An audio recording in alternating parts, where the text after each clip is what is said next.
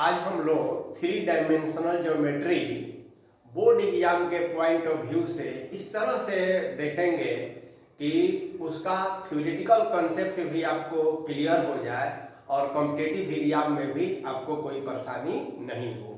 तो हम लोग क्वेश्चंस के ही द्वारा डायरेक्ट क्वेश्चन लेंगे और उसी से रिलेटेड जो थ्योरी है उस पर डिस्कस करते हुए आगे बढ़ते हैं। चलिए, तो सबसे पहले डायरेक्शन कोसाइन और डायरेक्शन रेशियो के बारे में देखिए। डायरेक्शन कोसाइन आप पहले से भी जानते हैं, लेकिन तेजी से एक बार इसको आप देखेंगे। देखिए, 3 डायमेंशनल ज्योमेट्री में ये आप जानते हैं एक्स हो गया एक्सिस, वाई एक्सिस हो गया और जेड एक्सिस हो गया।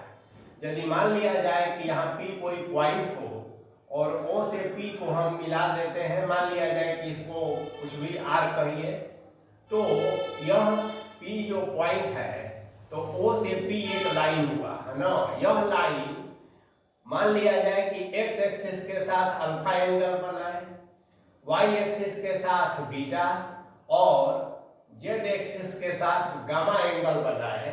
तो line makes an angle alpha beta gamma with respect to x, y and z axis respectively, then आप जानते हैं cos alpha, cos beta and cos gamma, जिसको हम लोग L, M और N से डिनोट करते हैं, are called direction cosine. Direction cosine of line OP। बस डायरेक्शन कोसाइन यही होता है। अब इस डायरेक्शन कोसाइन का आपस में एक रिलेशन भी होता है, L square M square plus N square is equal to 1। इसे आपको ध्यान में रखना है। अब दूसरा एक चीज होता है डायरेक्शन रेशियो, है ना। तो डायरेक्शन रेशियो किसी लाइन का डायरेक्शन कोसाइन तो आप समझ गए। लाइन जो है X axis, Y axis, Z axis के साथ जो भी कोण बनाए उसमें कोसाइन लगा दीजिए तो एल एम एन हमारा निकल जाता है। अब डायरेक्शन रेशियो जो है एक नंबर होता है लाइन का जो डायरेक्शन कोसाइन के प्रोपोर्शनल होता है, ठीक है। अब इसका मतलब क्या है कि जैसे मान लिया जाए कि एनी लाइन, है ना, कोई लाइन है तो any number which are proportional to direction cosine, वो डायरेक्शन रेशियो कहलाता है। जैसे अगर मान लिया जाए कि हम L बाई A कह दें, M बाई B कह दें और N बाई C कह दें, ये जो है प्रोपोर्शनेट होता है। मान लिया जाए कि यह लेम्डा के इज इक्वल टू कह दें, तो हम कह सकते हैं L is equal to a lambda, M is equal to B lambda और N is equal to C lambda. तो देखिए ABC और LMN, ABC कोई नंबर है तो डायरेक्शन कोसाइन के प्रोपोर्शनेट हो तो ये ABC इस लाइन का डायरेक्शन रेशियो कहलाता है। अब जब डायरेक्शन रेशियो दिया है तो उससे डायरेक्शन कोसाइन कैसे प्राप्त करें, और डायरेक्शन कोसाइन दिया है तो डायरेक्शन रेशियो कैसे प्राप्त करें, यह बहुत आसान है। देखिए, आप जानते हैं कि l square M square n square 1 होता है, तो हम एल के जगह पर a square lambda square plus B square lambda square plus C square lambda square is equal to 1 कह सकते हैं। यानी a square plus B square plus C square और ये lambda square is equal to 1 हो गया। यानी lambda square is equal to 1 by a square B square C square हो गया। यानी lambda is equal to plus minus 1 by under root A square B square plus C square हो गया। अब lambda का वैल्यू ए बी सी के terms में इतना आ गया। अब आप देखेंगे कि यदि हमको एल निकालना है तो एल इज इक्वल टू क्या होता है, ए बाई लेम्डा, तो यानी कि plus minus A by under root A square plus B square plus C square, ये हमारा एल हो गया। कब? तो जब लाइन का डायरेक्शन रेशियो दिया रहे तब। उसी तरह से m इज इक्वल टू जब लिखना होगा तो प्लस माइनस ये b by under root A square plus B square plus C square हो जाएगा, और n is equal to plus minus c by under root A square plus B square plus C square हो जाएगा। अभी plus minus का क्या मतलब है, आप देखेंगे कि यदि यह लाइन ओपी जो है यह एक्स एक्सिस के साथ अल्फा बनाया, तो इसका डायरेक्शन अगर हम चेंज कर दें तो पाई माइनस अल्फा हो जाएगा, और cos pi minus alpha minus होता है। इसी तरह से बीटा और गामा के साथ भी है, यानी कि निगेटिव एंगल का भी स्कोप रहता है, तो यानी कि प्लस माइनस इसीलिए लिखा गया है। तो यदि ए बी सी किसी ओपी किसी लाइन का डायरेक्शन रेशियोज दिया हुआ है, तो उसका डायरेक्शन कोसाइन कैसे निकालेंगे, तो इसी तीनों रिजल्ट से हम निकाल लेते हैं। क्वेश्चन से और क्लियर होगा। एक दो क्वेश्चन अभी ही कर लेते हैं, लेकिन उसके पहले एक और चीज आप देखेंगे। ये थ्योरेटिकल हो गया, कॉम्पिटिटिव एग्जाम में काम आएगा। देखिए एबीसी जो डायरेक्शन रेशियो है, ये और भी किसी भी दूसरे नंबर्स के प्रोपोर्शनेट हो सकता है, तो इसलिए एक दिए हुए लाइन को कितने डायरेक्शन रेशियोज होंगे, तो आप कहेंगे कि सेट ऑफ इनफाइनाइट, बहुत सारा होंगे जो ए बी सी के प्रोपोर्शनेट हो। जैसे मान लिया जाए कि किसी लाइन का 3, 4 और 5 है, तो 6 भी होगा, 8 भी होगा, 10 भी होगा डायरेक्शन रेशियो, 9 भी होगा, 12 भी होगा, 15 भी होगा। तो एक सेट ई भी हुआ, एक सेट ई भी हुआ, इस तरह से इनफाइनाइट सेट मिलेगा, है ना। तो ये ध्यान में आपको रखना है। चलिए अब बात आती है कि ये तो सिंगल लाइन का मामला हो गया कि पी कोई पॉइंट दिया है। अब अगर कोई दो पॉइंट हो और उससे पास करने वाली लाइन हो और उसका डायरेक्शन कोसाइन निकालना हो, तो फिर हम कैसे निकालते हैं, है ना। तो ये बात हो गई कि फाइंड डायरेक्शन कोसाइन।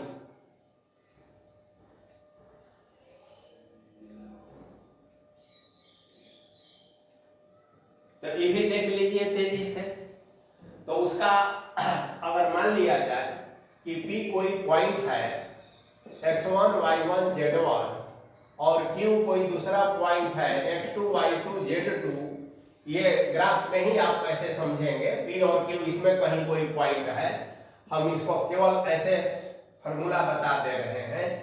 तो इस PQ का, है ना, डायरेक्शन कोसाइन क्या होगा, तो डायरेक्शन कोसाइंस ऑफ PQ, तो देखिए बहुत आसान है।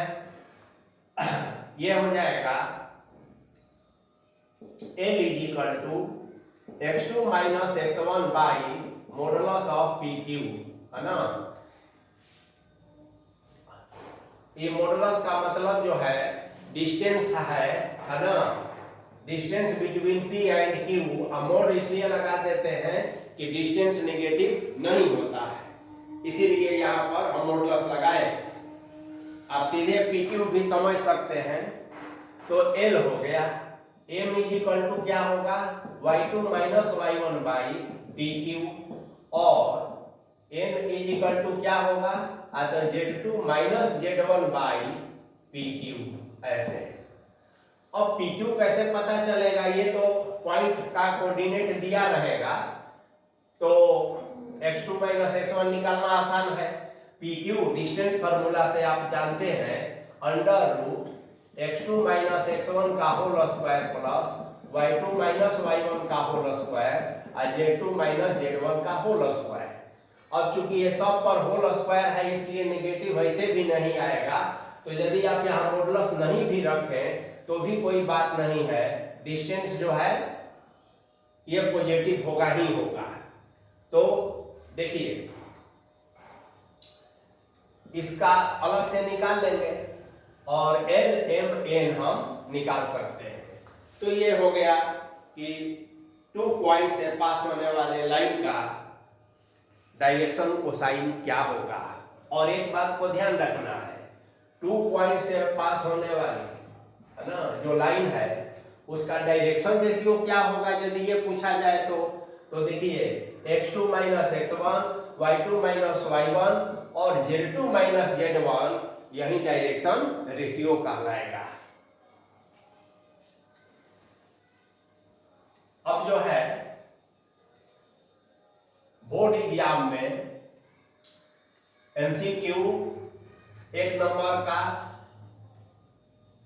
2 नंबर या 3, 4 नंबर या 6 नंबर को जो भी क्वेश्चन पूछा जाता है तो कुछ क्वेश्चन द्वारा और इसको आप क्लियर कर लेंगे। जैसे हम क्वेश्चन 1 एक क्वेश्चन लेते हैं, इफ ए लाइन, बहुत अच्छा क्वेश्चन है और आसान है, मेक्स एंगल 90 डिग्री, 135 डिग्री और 45 degree with the x, y, z axis respectively। एक बात हमेशा ध्यान में रखिएगा, क्वेश्चन लिखते हुए या क्वेश्चन पढ़ते हुए अपना धैर्य नहीं खोना है। क्यों? क्योंकि क्वेश्चन ही है कि जो ठीक से अगर आप पढ़ेंगे तो आपको समझ में आएगा, नहीं तो नहीं। अब देखिए डायरेक्शन कोसाइंस हम अब ऐसे ही संक्षेप में लिखेंगे, हम लोग का समय बचेगा। तो सिंपल बात है कि x एक्सिस के साथ 90 है तो इसलिए L = cos 90 और cos 90 का मान क्या होता है आप जानते हैं 0। इसके बाद m निकालना है 135 है तो cos 135 का मान भी आप निकालना जानते हैं। अगर भूल भी गए हैं तो cos 180 या -45 ये सेकेंड क्वाड्रेंट में नेगेटिव होता है तो cos 45 हो गया यानी -1/√2 और n अब बचा तो उसका होता है 45 है तो cos 45 यानी 1/√2। तो इसलिए आपका आंसर क्या हो गया 0L -1/√2 और 1/√2 यही डायरेक्शन कोसाइन हो गया। चलिए दूसरा एक क्वेश्चन देखिए, if A line makes angle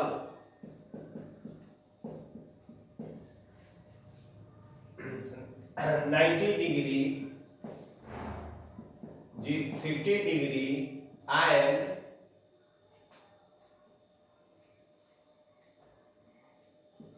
90, 60 and theta with वही चीज है x, y, z axis respectively, है ना। ये तो क्वेश्चन हो गया। वेयर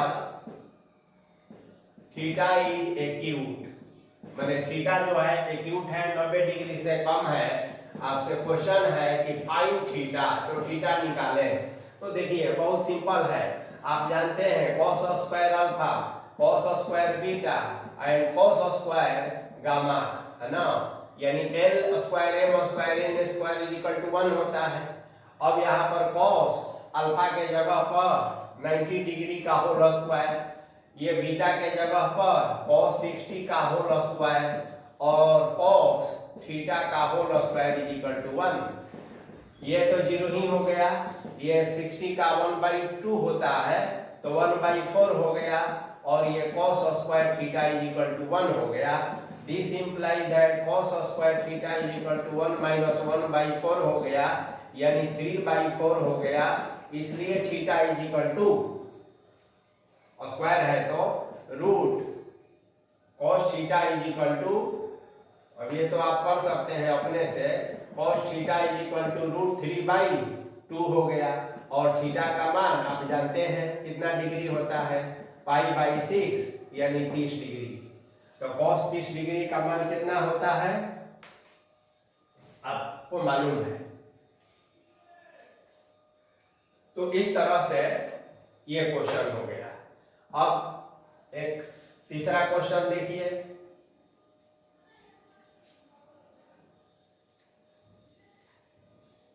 हम लोग 3D पढ़ रहे हैं तो इसका बेसिक कंसेप्ट थोड़ा जरूरी है। चलिए question third, if A line makes angle alpha, beta, gamma with positive direction of coordinate axis, अब देखिए वही है, पॉजिटिव डायरेक्शन का मतलब यहाँ हुआ कि जो लाइन है एक्सिस से, है ना, एंटी क्लॉकवाइज उसका मूवमेंट है, और कोऑर्डिनेट एक्सिस चूंकि 3 डायमेंशनल है तो एक्स वाई जेड है। तो क्वेश्चन कहने का ढंग है, तो find the value of sine square alpha plus sign square beta plus sign square gamma. अब देखिए हम जानते हैं कि cos square alpha, cos square beta, cos square gamma 1 होता है। अभी cos स्क्वायर को 1 minus sign square alpha, 1 minus sign square beta और 1 माइनस साइन स्क्वायर गामा पा सकते हैं ना, इज इक्वल टू 1। अब बस हो गया, रिजल्ट आ गया। तो ये बहुत ही छोटा क्वेश्चन था, ये माइनस हो गया और बाकी sine square alpha, sine square beta और sine square gamma is equal to 1 minus 1 1 3 ऐसे हो गया। इसका मतलब -2 हो गया, दोनों ओर से माइनस गया और ये प्रूव्ड हो गया। तो ये कुछ क्वेश्चंस थे जो आपको डायरेक्शन कोसाइन और डायरेक्शन रेशियो से रिलेटेड है।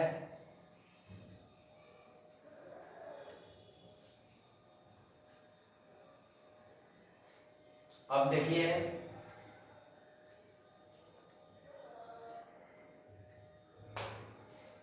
एक क्वेश्चन और लेते हैं, क्वेश्चन नंबर 4।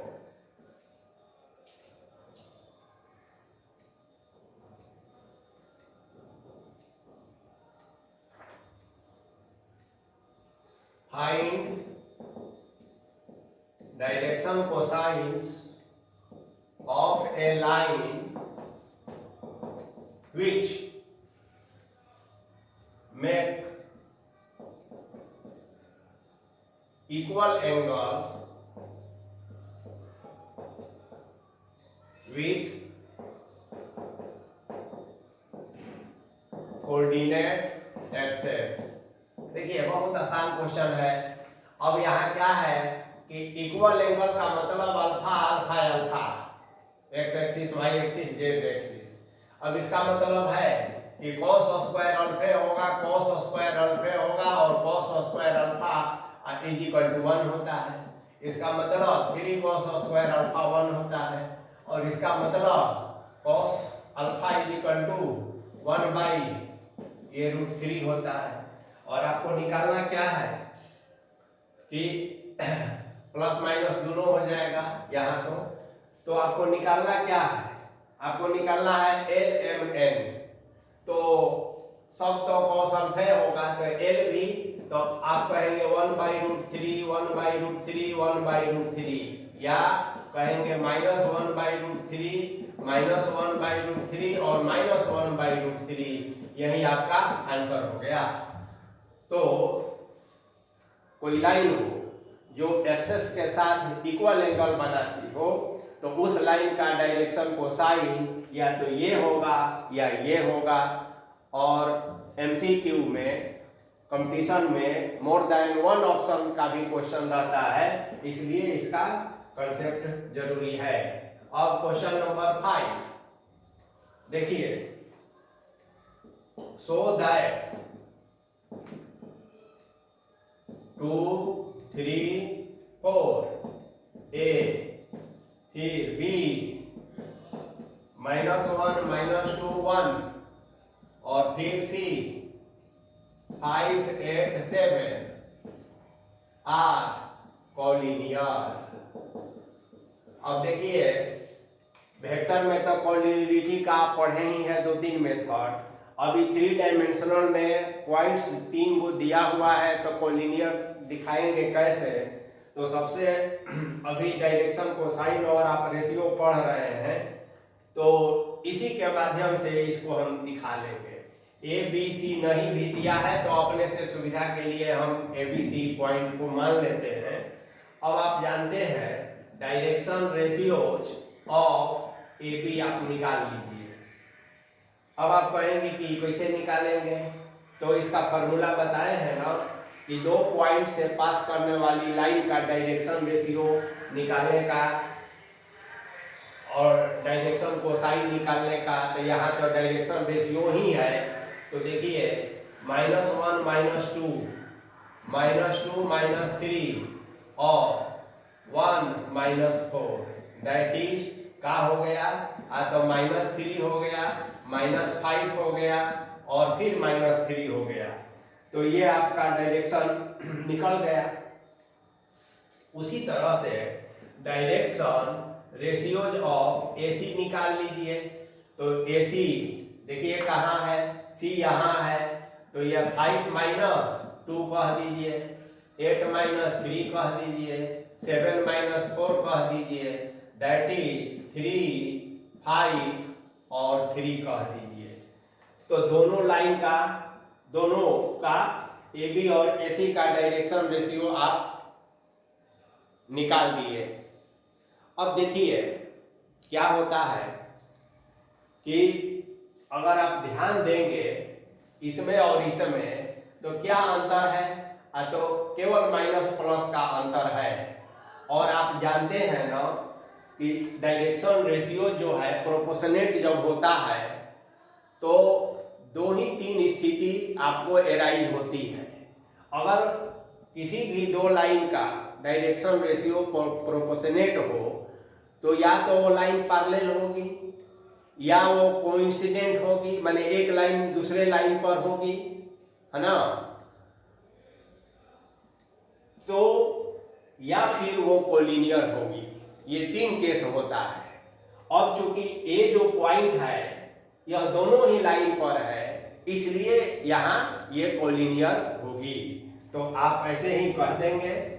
तो लिखेंगे, बता दिए direction ratios of A B and A C are proportional. So and और भी एक चीज लिख देंगे, and point A is common, point A is common to both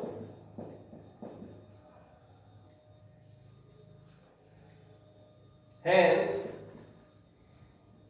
A, B, C या given points are collinear, given points are collinear। तो ये दिखाने का तरीका है कॉलिनियरिटी का। तो अब आप देखेंगे कि उसके बाद जो टॉपिक है वो है equation of line in space. तो 2 डायमेंशन में भी आप पढ़े हैं इक्वेशन ऑफ लाइन के बारे में, और यहाँ आपको 3 डायमेंशन है। तो 3 डायमेंशनल स्पेस में कैसे हम लाइन का इक्वेशन फाइंड आउट करते हैं, तो अभी हम लोग इसी को देखने जा रहे हैं। तो टॉपिक से परिचित आप हो गए। चलिए टॉपिक एक बार हम नाम लिख देते हैं, equation of line in space. अब देखिए स्पेस में 3 डायमेंशनल स्पेस में कोई भी लाइन यूनिकली डिटरमाइंड होगी तो उसके लिए 2 शर्त है। पहला तो यह है कि वो लाइन किसी पॉइंट से होकर पास हो और किसी दिए हुए वेक्टर के पैरेलल हो जाए, ठीक है। और दूसरा कि 2 पॉइंट से होकर पास हो। तो यही दो हमारा बैकग्राउंड होगा और इसी बैकग्राउंड पर हम लाइन का इक्वेशन जो है डेराइव करेंगे। और सबसे बड़ी बात यह है कि इस 3 डायमेंशनल ज्योमेट्री में हम वेक्टर का यूज करेंगे। तो वेक्टर के द्वारा हम 3 डायमेंशनल स्पेस में लाइन का इक्वेशन प्राप्त करेंगे। तो इसमें 2 बातें आपको ध्यान रखनी है। एक तो वेक्टोरियल फॉर्म में लाइन का इक्वेशन क्या होता है और दूसरा कार्टेशियन फॉर्म में लाइन का इक्वेशन क्या होता है और कैसे उसको हम निकालते हैं। तो आइए देखा जाए। तो पहला केस क्या है कि कोई भी एक लाइन है उसका हमें इक्वेशन प्राप्त करना है। क्या दिया है तो देखिए फिगर से क्लियर हो जाएगा आपको। तो यहाँ पर हम एक फिगर लेते हैं। समझने के लिए थोड़ा सा फिगर जरूरी है ताकि आपको बिल्कुल कॉन्सेप्ट क्लियर हो जाए, इसलिए फिगर से आप भागेंगे नहीं बल्कि आपको जो है फिगर पर काम करना चाहिए। X axis, Y axis, Z axis हो गया। मान लीजिए कि कोई एक लाइन है, ठीक है ना, इसको आप एल कह दीजिए। इसी लाइन का इक्वेशन आपको प्राप्त करना है, ये तो तय हो गया। अब इसमें क्या क्या इंफॉर्मेशन दिया हुआ है ये ध्यान में देना है, रखना है। तो दिया है कि ये एक ए पॉइंट से होकर पास करती है, ए पॉइंट से, और मान लिया जाए कि इस पॉइंट का पोजीशन वेक्टर ए है। चूंकि जैसा कि हमने बताया कि वेक्टर के माध्यम से हम लाइन का इक्वेशन प्राप्त करेंगे। और पोजीशन वेक्टर तो आप जानते हैं ना क्या होता है, ऑलवेज टेकन फ्रॉम ओरिजिन। ये तो ए एक पॉइंट है। अब इस पॉइंट का कोऑर्डिनेट भी अगर आप कार्टेशियन कोऑर्डिनेट कहेंगे तो जानते हैं x1, y1 और z1 इस तरह से ले लेंगे, आगे हम बताएंगे। तो अभी चूंकि वेक्टोरियल फॉर्म में हम देख रहे हैं तो इसका हम पोजीशन वेक्टर ए ले लिए, वेक्टर ए मान लिए। तो एल किससे पास कर रहा है, अतः एक गिवन पॉइंट ए से। दूसरा चीज ये दिया है कि यह एल जो है एक दूसरा वेक्टर दिया है आपको और इसका है नाम बी। यह लाइन बी के पैरेलल है, ये दिया हुआ है कि लाइन एल जो है पैरेलल है एक दिए हुए वेक्टर बी के। बस यही 2 इंफॉर्मेशन दिया हुआ है। तो लाइन का इक्वेशन क्या होगा अब देखिए। जैसा कि आप जानते हैं कि कोऑर्डिनेट ज्योमेट्री में भी किसी भी लाइन का इक्वेशन निकालने के लिए आप उस पर एक करेंट पॉइंट P ले लेते हैं। अब इसका पोजीशन वेक्टर को हम R मान लेते हैं और अगर पॉइंट की बात कहें तो पॉइंट में हम इसको x, y और z मान लेंगे कार्टेशियन में। अब हम इस P को पोजीशन वेक्टर का मतलब तो आप जब में पढ़ते हैं, ये आपका R हो गया और ये आपका A हो गया, तो ये AP हो गया। अब आप ध्यान देंगे तो बहुत क्लियर हो जाएगा कि आप O से A पर गए, A से P पर गए, तो O से P पर चले गए। तो triangle law of vector addition के अनुसार आप ध्यान दीजिए क्या हम लिखने जा रहे हैं। हम यहाँ लिख दे रहे हैं, तो हम लिख रहे हैं O से A, ठीक है, समझ लीजिए, A से P, ओके, और रिजल्टेंट हो गया O से P, है ना, O से P ऐसे।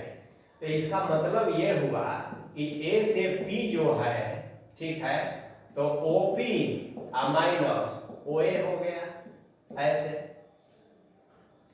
ठीक है। तो AP आप निकाल लिए कि AP आपका क्या आ रहा है। तो अब देखिए ये भी दिया हुआ है, AP तो AP रखवा दीजिए, OP R है पोजीशन वेक्टर, अब OA जो है A है पोजीशन वेक्टर, तो R माइनस A भी हम लिख दिए। अब देखिए सिंस जो एल है वो पैरेलल है, ठीक है। तो एल का मतलब क्या है, जो एल है वही ना एपी है। लाइन के बारे में तो आप जानते हैं, हम एल कहे या एपी कहे, उस लाइन को ही हम रिप्रेजेंट कर रहे हैं। तो हम कह सकते हैं कि ये जो एपी है वो पैरेलल है वेक्टर बी के, ये दिया ही हुआ है। तो आप जानते हैं कि पैरेलल वेक्टर को हम कैसे रिप्रेजेंट करेंगे, तो vector AP is equal to some lambda b, है ना, स्केलर है। तो ये पैरेलल को रिप्रेजेंट करने का तरीका होता है। अब इसी को हम इसमें रख देते हैं, इसको एक नंबर मानते हैं, तो इसमें रख दिया जाए। तो lambda b is equal to r minus a, इसलिए हमको तो आर निकालना है। देखिए हमारा काम क्या है, आर निकालना। पी करेंट पॉइंट है, तो पी का जो कोऑर्डिनेट्स होता है उसमें रिलेशन प्राप्त करना, वही लाइन का इक्वेशन कहलाता है।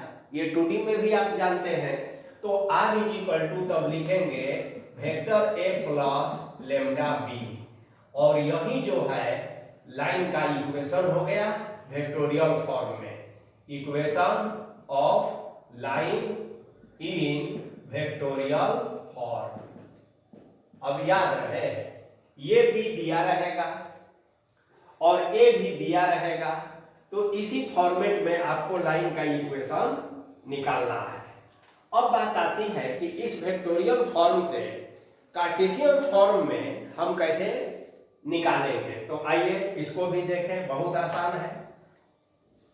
देखिए आर को आप देखेंगे एक्स वाई जेड है, तो यहीं पर हम आपको बता दे रहे हैं एक्स वाई जेड क्या रिप्रेजेंट करता है, तो एक्स आई प्लस वाई जे प्लस जेड के, ये हो गया। ए है x1 y1 z1, इसका कोऑर्डिनेट है, तो इसका मतलब है यह x1 i plus y1 j plus z1 के लिख देंगे, प्लस यहाँ लेम्डा लिखेंगे, और b, तो b एक वेक्टर है, लेकिन इसका कुछ भी दिया रहा जा सकता है, जैसे a i कह दिए, ठीक है, b जे कह दिए और सी के कह दिए।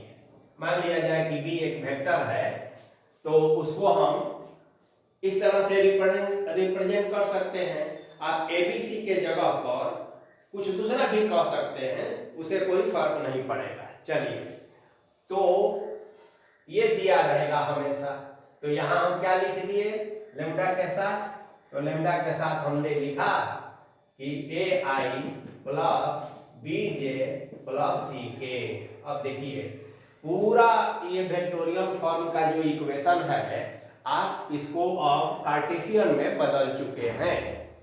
अब बहुत आसान है, देखिए एक लाइन और हम कर देते हैं, एक्स आई प्लस वाई जे प्लस जेड के इजिकल टू, ये देखिए लेम्डा पहले सब में भेजाएगा, और आई का आई के साथ, जे का जे के साथ, के का के साथ।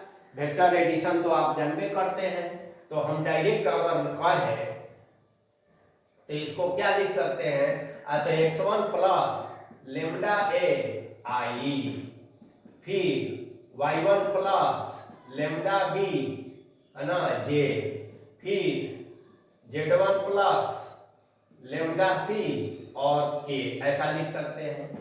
और इक्वल वेक्टर का भी नियम आप जानते हैं, आई के बराबर होता है, तो यहाँ x बराबर क्या हो गया, तो x1 प्लस लेम्डा ए, फिर y बराबर क्या हो गया, तो y1 plus lambda B, z बराबर क्या हो गया, तो z बराबर हो गया z1 प्लस लेम्डा सी। आप देख रहे हैं।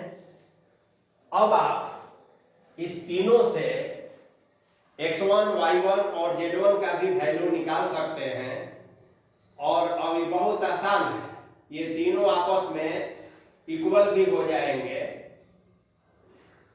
तो देखिए अब क्या कर सकते हैं, दिस इंप्लाइज दैट, इसको ऐसे कह दीजिए x माइनस x1, तो यहाँ लेम्डा ए खाली बचा, तो यहाँ खाली आप a कह दीजिए, इज इक्वल टू लेमडा। फिर यहाँ कहिए y minus y1 by b is equal to lambda, और z minus z1 by c is equal to lambda. अब ये तीनों लेमडा के ही बराबर है, इसलिए x माइनस, है ना,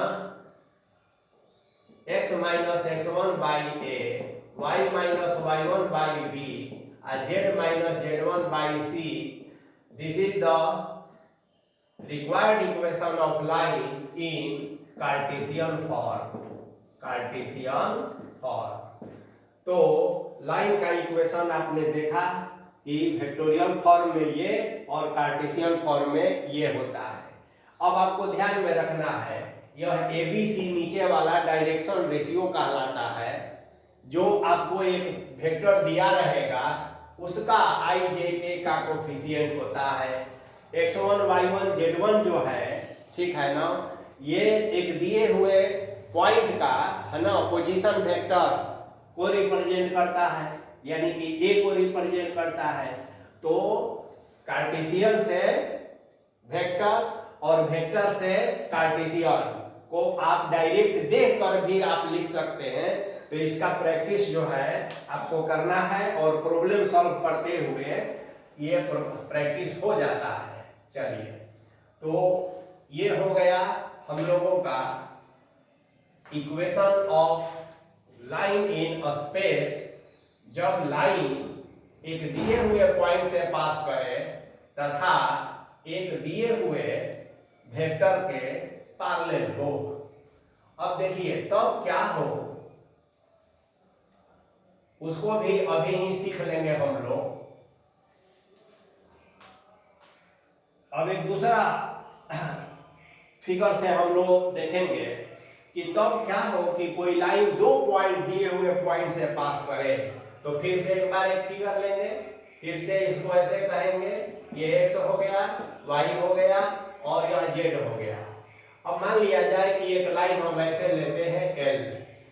अब इसमें क्या क्या इंफॉर्मेशन दिया है, तो मान लिया जाए कि कहीं भी ले लीजिए, यहाँ पर एक पॉइंट ले लीजिए A, इसका ऐसे ले लीजिए, यहाँ पर ले लीजिए B और इसका ऐसे ले लीजिए पोजीशन वेक्टर, यानी कि दो दिया हुआ पॉइंट, ठीक है। अब इसमें कोई वेक्टर नहीं है जो इसके पैरेलल है, तो एक लाइन है जो A और B दो दिए हुए पॉइंट से पास करे। बस अब नियम जानते हैं, कहीं एक P ले लीजिए करंट पॉइंट और इसके को R मान लीजिए। तो पहले वेक्टोरियल फॉर्म में हम देखेंगे। अब आप देखेंगे कि O से A को मिला दीजिए, पोजीशन वेक्टर तो आप जानते करते हैं, इसको मिला दीजिए OB तो ये B हो गया, और इसको मिला दीजिए तो यह R हो गया।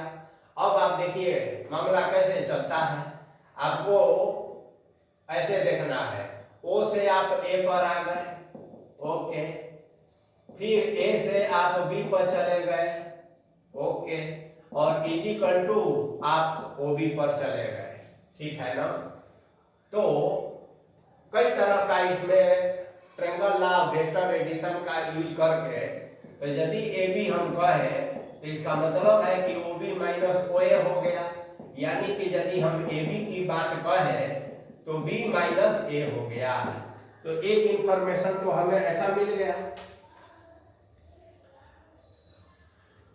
अब देखिए AP भी निकाल लेंगे हम, AP तो A से P निकालने के लिए आप क्या करेंगे, फिर देखिए O से A पहले भी ये काम कर चुके हैं, plus AP is equal to O से P, ओके, इसलिए AP is equal to OP minus OA कहेंगे।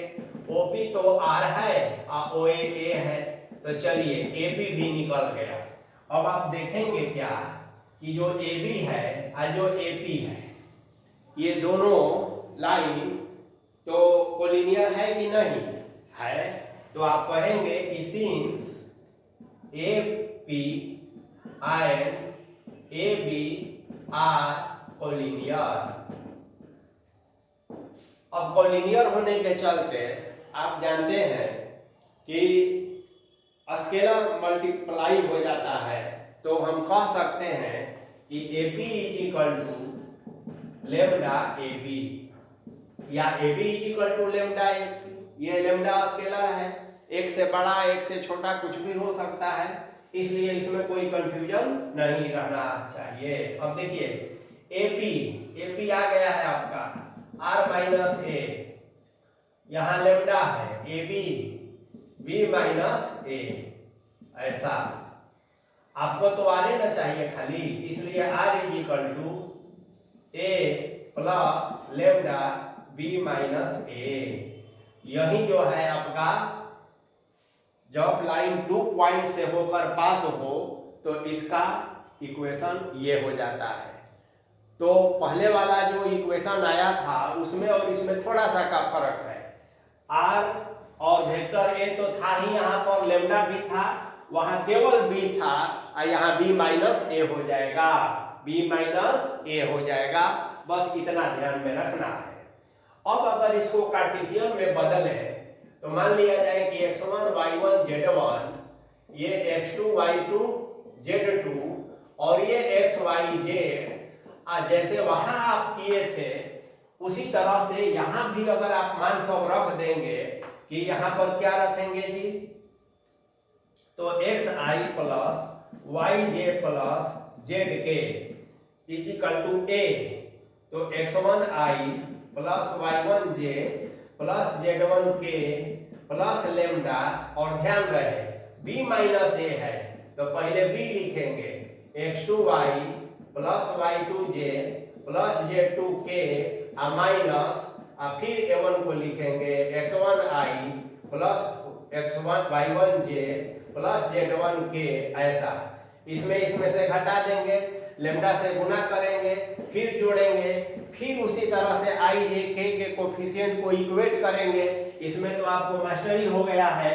और तब जो लेमडा का वैल्यू आएगा बड़ा इंटरेस्टिंग आएगा, x minus x1 by x2 minus x1, x minus y minus y1 by y2 minus y1, z minus z1 by z2 minus z1, और this is the equation of line passing through two given points. तो ये vectorial form में हो गया और ये Cartesian form में हो गया। चलिए तो ये देखिए, इसका कंसेप्ट इसलिए जानना जरूरी था कि यदि आप डायरेक्ट फार्मूला याद रखते हैं तो क्वेश्चन बनाने में आपको बहुत कठिनाई होती है। नया क्वेश्चन अगर थोड़ा ट्विस्ट कर दे और यदि इसकी समझ आपको नहीं है, बहुत लोग सोचते हैं कि फार्मूला हम याद कर लेंगे और 3 डायमेंशन का प्रॉब्लम बन जाएगा, तो नहीं, आपको बाद में बहुत दिक्कत होने लगती है और कंपटीशन में तो समझिए कि कोई सवाल नहीं उठता है। अब हम लोग एक और थ्योरेटिकल कॉन्सेप्ट देखकर तब प्रॉब्लम पर आएंगे, है ना, तो आपको अच्छा लगेगा। और वो थ्योरेटिकल कॉन्सेप्ट अब ये है कि आप जानते हैं बहुत महत्वपूर्ण है, एंगल बिटवीन 2 लाइंस, है ना। अब एंगल बिटवीन 2 लाइंस का मतलब क्या है कि मान लिया जाए कि ये 3 डायमेंशनल स्पेस है, और कोई भी लाइन ले लीजिए, मान लिया जाए कि एक लाइन है ऐसे, एक दूसरी लाइन ले लेते हैं ऐसे, ये मान लिया जाए कि L1 है, ये मान लिया जाए कि L2 है। अभी चाहे वेक्टोरियल फॉर्म में हो चाहे कार्टेशियन फॉर्म में हो, उससे कोई फर्क नहीं पड़ता है।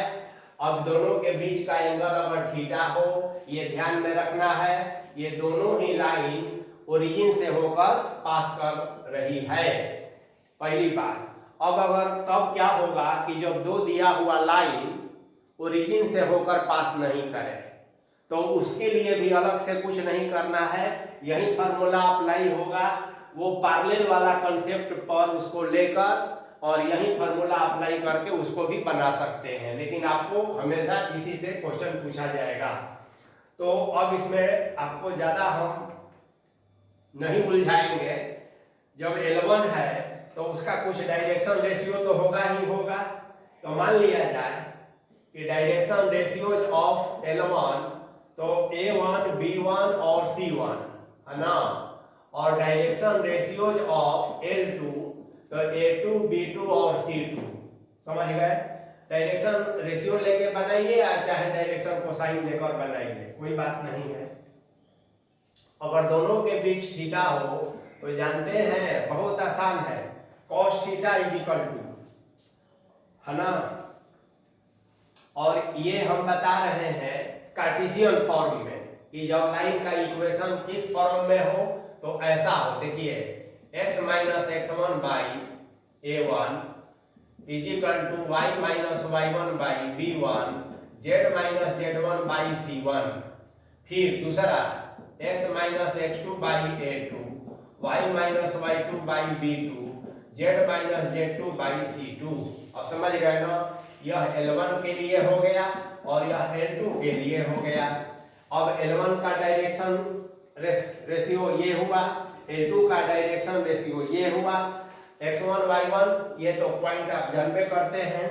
तो सीधा फॉर्मूला हम लिख देते हैं कि A1 A2 plus B1 B2 plus C1 C2, ये सब दिया रहेगा, अलग अलग सवाल में ये अलग अलग रहेगा। तो इसमें गुणा कर दीजिए और भाग कर दीजिए किससे, तो पहला का A1 square B1 square plus C1 square और A2 square plus B2 square plus C2 square से, बस हो गया। अब और इसको मॉडुलस साइन में रख दीजिए। तो यही फॉर्मूला हो गया किसका, angle between two given lines in Cartesian form. और देखिए आप जानते हैं कि जब थीटा जो है 90 डिग्री हो तो cos 90 जीरो होता है। तो इसका मतलब है कि L1 is perpendicular to L2 हो जाएगा। तो दो लाइन को परपेंडिकुलर होने का शर्त क्या है, तो A1 A2 plus B1 B2 plus C1 C2 is equal to 0 होना चाहिए।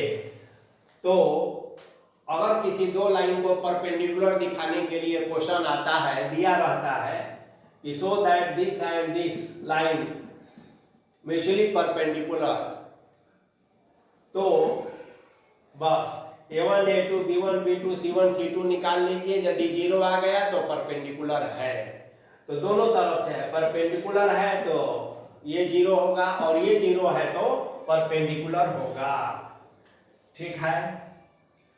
अब देखिए अगर थीटा 0 है यानी कि L1 is parallel to L2, आप जानते हैं ना कि पैरेलल लाइन का ये हो जाता है। तो इसका मतलब है कि कोलिनियर हो, पैरेलल हो, तो इसके लिए शर्त ये है कि A1 बाई A2 बराबर B1 बाई B2 बराबर C1 बाई C2, मैंने इसके जो डायरेक्शन रेशियो है ना, तो ये सेम प्रोपोर्शनेट में हो जाते हैं। तो ये हो गया कार्टेशियन में। अच्छा, तब क्या हो कि जब दो लाइन दिया हो वेक्टर फॉर्म में, तो देखिए इसको भी देख लीजिए, बहुत आसान है एंगल।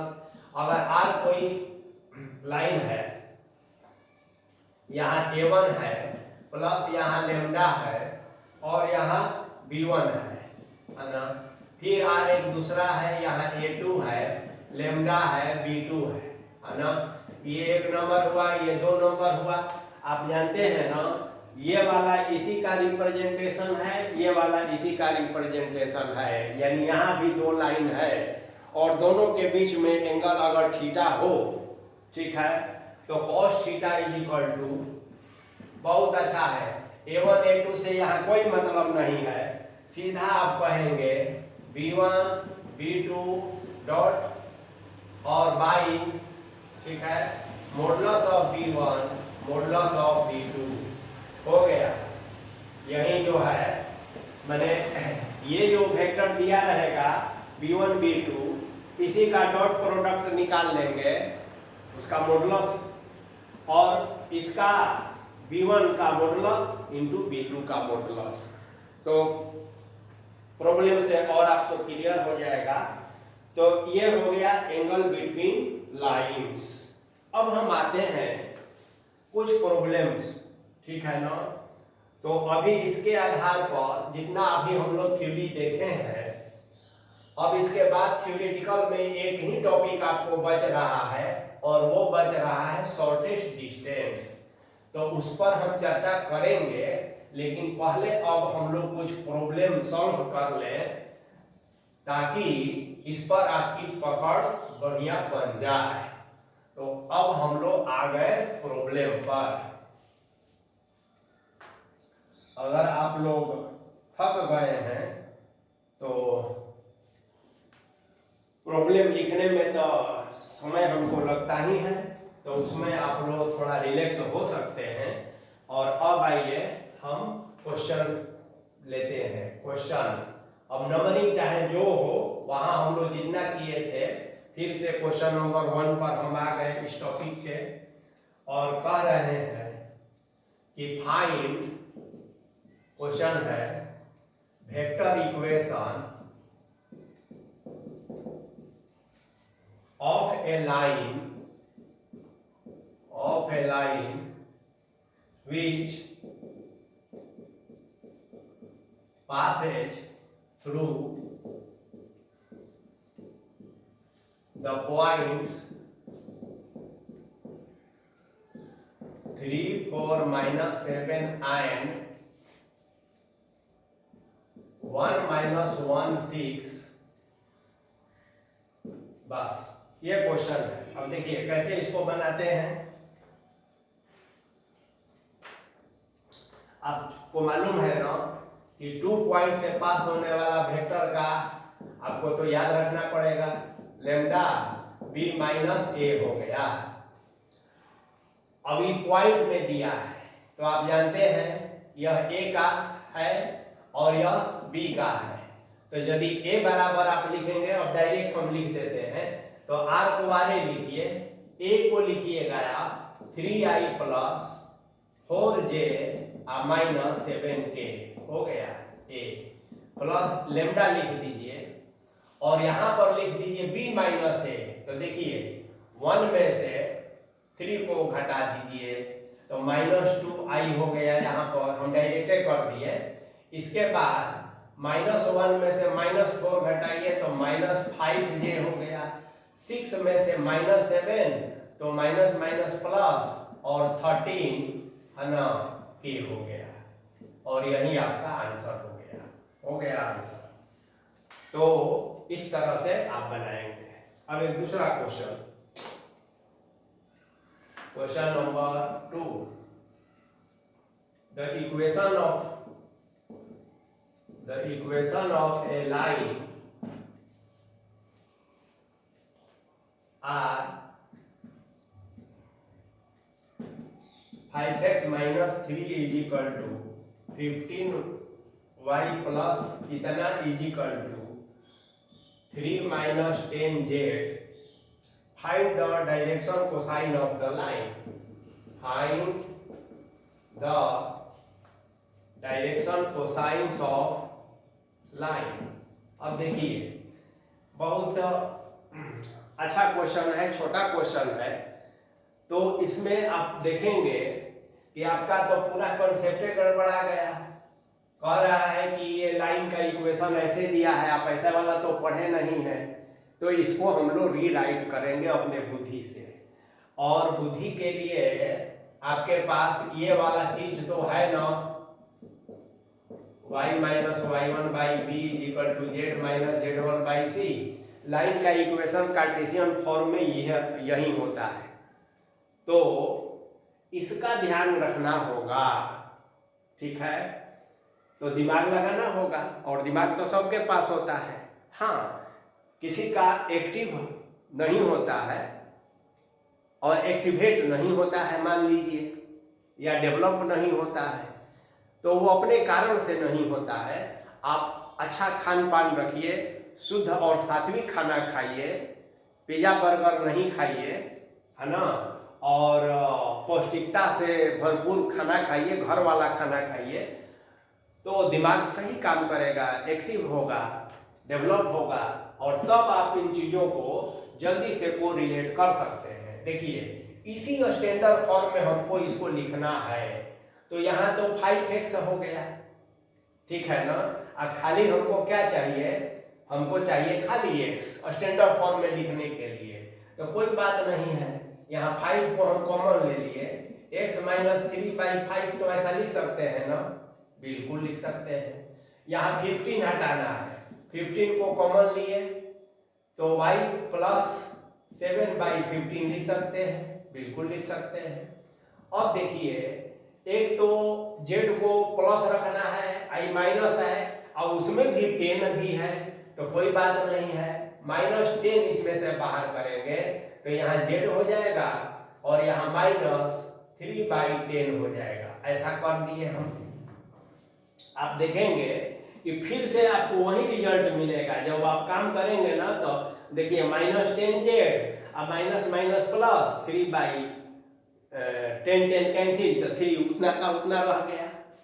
अब थोड़ा और आपको काम करना है, ये जो है ना इसमें तो है नहीं, ठीक है, तो आइए x माइनस 3/5 और बाई 1 अगर 5 कह दे तो क्या हर्जा है, is equal to y minus, देखिए ये प्लस है माइनस होता है तो हम ऐसे लिख दे तो क्या हर्जा है, और इस 15 को 1/15 कह दे तो क्या हर्जा है।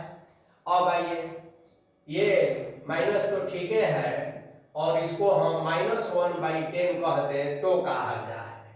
अब आप तुलना कीजिए, ठीक है, तुलना कैसे कीजिएगा, इस स्टैंडर्ड फॉर्म से, तो आपको पता चलेगा कि अब आपके पास देखिए यह a हो गया, यह b हो गया और यह c हो गया। और जैसा कि आप जानते हैं यह लाइन का डायरेक्शन रेशियो कहलाता है, और ये लाइन एक पॉइंट से x1 y1 z1 पॉइंट होता है, तो ये 3/5 -7/15 और 3/10 ई पॉइंट्स हो गया, जिसके से लाइन यह पास करती है। तो बहुत सारा क्वेश्चन इसे आपका बन सकता है। क्वेश्चन क्या पूछा जा रहा है, तो कंसेप्ट आपका क्लियर होना चाहिए। बहुत सारे क्वेश्चंस का जवाब आप दे सकते हैं, लेकिन यहाँ पर तो क्वेश्चन केवल डायरेक्शन कोसाइन का था मामला। तो ए बी सी जब भी मालूम हो, डायरेक्शन रेशियो मालूम हो, तो डायरेक्शन कोसाइन तो आप निकालना जानते हैं कि नहीं जानते हैं? जानते हैं। आइए फिर भी एक बार हम बता देते हैं। देखिए, डायरेक्शन रेशियोज ऑफ लाइन क्या आ गया जी, 1/5, 1/15 और 1/-10। अब जानते हैं, आप तो मालूम है कि डायरेक्शन रेशियोज प्रोपोर्शनल होता है, तो ये थोड़ा अटपटा है। इसमें एक रूपता लाने के लिए 5, 15 और 10 का एलसीएम ले लेते हैं, तो इसका एलसीएम 30 आ जाएगा। तो क्या करते हैं कि ये कॉमा कॉमा कर दीजिए, सब में 30 से मल्टीप्लाई कर दीजिए, तो कोई फर्क नहीं पड़ा। तो ये हो जाएगा 6, ये हो जाएगा 2, ये हो जाएगा -3। ये अच्छा लग रहा है। तो लाइन का डायरेक्शन रेशियो ये भी है और लाइन का डायरेक्शन रेशियो ये भी है। क्यों?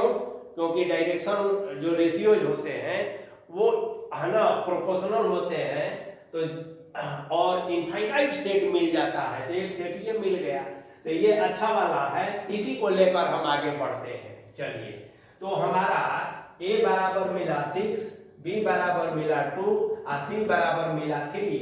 अब आपको जब डायरेक्शन रेशियो से डायरेक्शन कोसाइन कैसे प्राप्त किया जाता है जब बताए थे, तो उस समय फॉर्मूला बताए ना कि l कैसे निकालिएगा, तो plus minus a/√a² plus b² plus c², m वाला और n वाला। अब बाकी का काम आप स्वयं करेंगे। तो इस तरह से डायरेक्शन कोसाइन आप इसका निकाल सकते हैं। चलिए, अब नेक्स्ट क्वेश्चन पर आते हैं। ये अभी इसी वीडियो में इसके पहले हम डायरेक्शन रेशियो से डायरेक्शन कोसाइन निकालने के बारे में बताए हैं, इसको आप लोग देख लेंगे।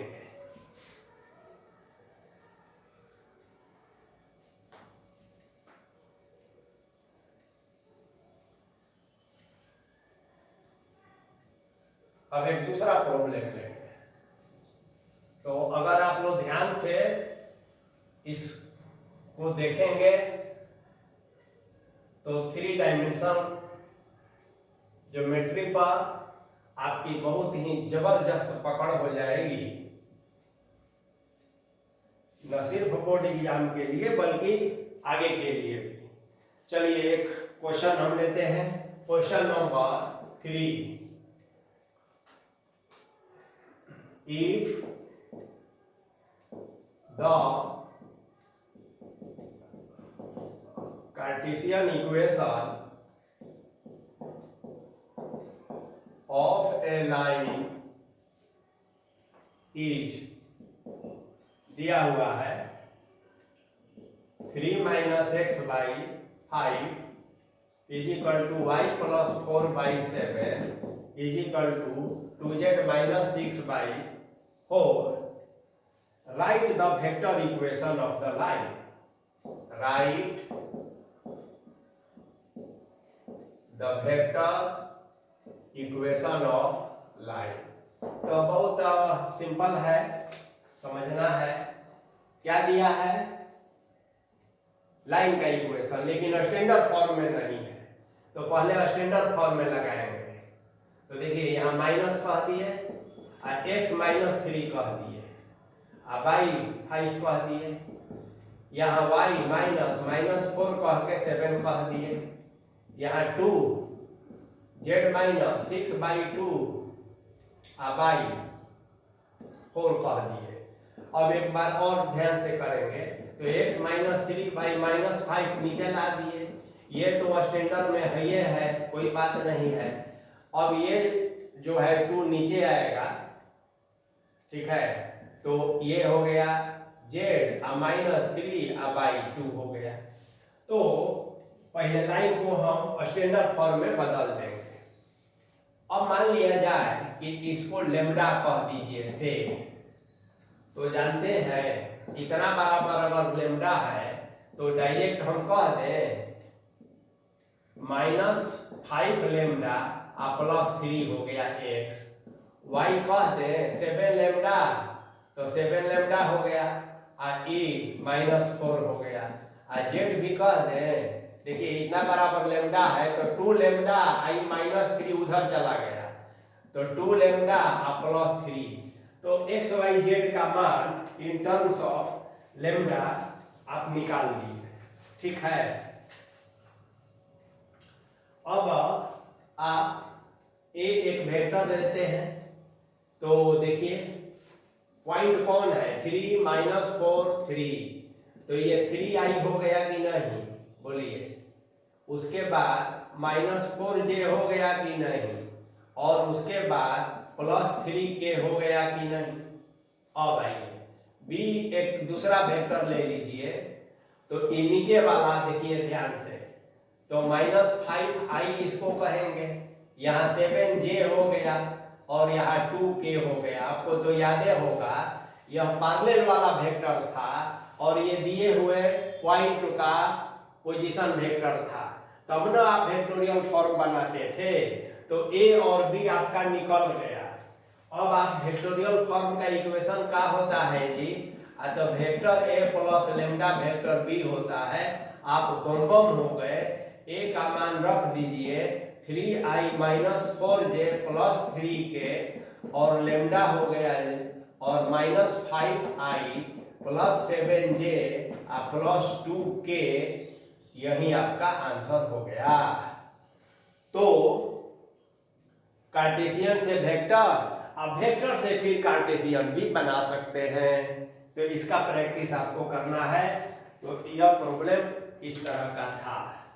चलिए अब आगे बहुत ही एक इंटरेस्टिंग क्वेश्चन जो बार बार पूछता है बोर्ड एग्जाम में, चाहे कॉम्पिटिटिव एग्जाम में।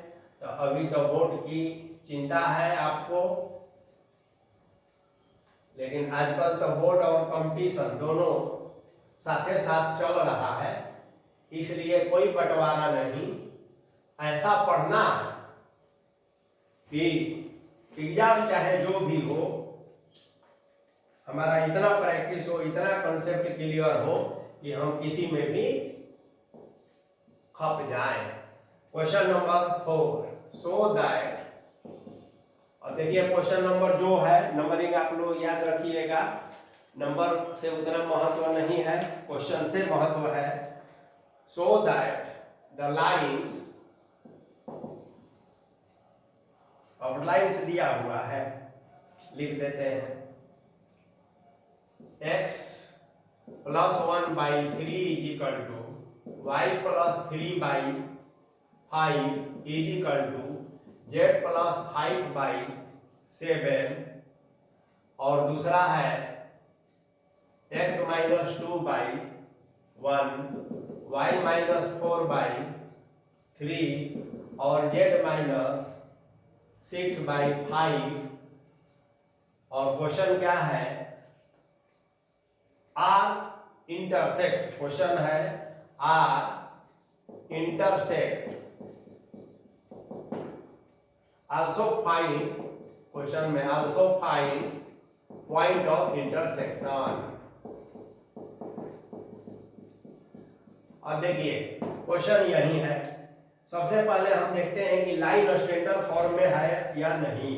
तो लाइन लगभग स्टैंडर्ड फॉर्म में है ही, यहाँ माइनस होता है तो -1 कर लेंगे, -3 कर लेंगे, -5 कर लेंगे, तो लगभग स्टैंडर्ड फॉर्म में है। तो क्या करेंगे हम, देखिए यहीं से 1 नंबर 2 नंबर लेके चलते हैं। ये लेम्डा मान लीजिए, इसको आप म्यू मान लीजिए, ठीक है। आप नीचे एक लाइन लिखिएगा, हम तो समझा दे रहे हैं।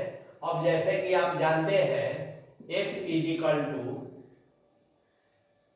3 लेम्डा, देखिए ऊपर वाला 3 लेम्डा -1 हो गया, y is equal to 5 lambda -3 और z is equal to 7 lambda -5। ये फर्स्ट से हो गया। अब सेकेंड से यही काम करेंगे, x is equal to mu plus 2 हो गया, y is equal to 3 mu plus 4 हो गया, z is equal to 5 mu plus 6 हो गया। यहां से तो दोनों ही इक्वेशन जो दिया है, एक लेम्डा और म्यू स्केलर कांस्टेंट मानकर एक्स वाई जेड का दोनों के लिए हम मान निकाल लिए। अब देखिए एक तरह से ये और ये दो पॉइंट हो गए, और दोनों जो है, ठीक है, तो ऐसे लिख देंगे। देखिए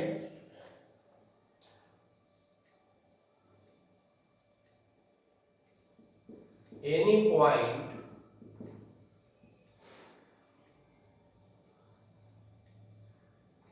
ऑन फर्स्ट, अगर ये फर्स्ट लाइन मान लीजिए, इसको सेकंड लाइन मान लीजिए, एनी पॉइंट ऑन फर्स्ट, तो एनी पॉइंट, पॉइंट का नाम लिख दीजिए, हम तो समझा देंगे, तेजी से हो जाता।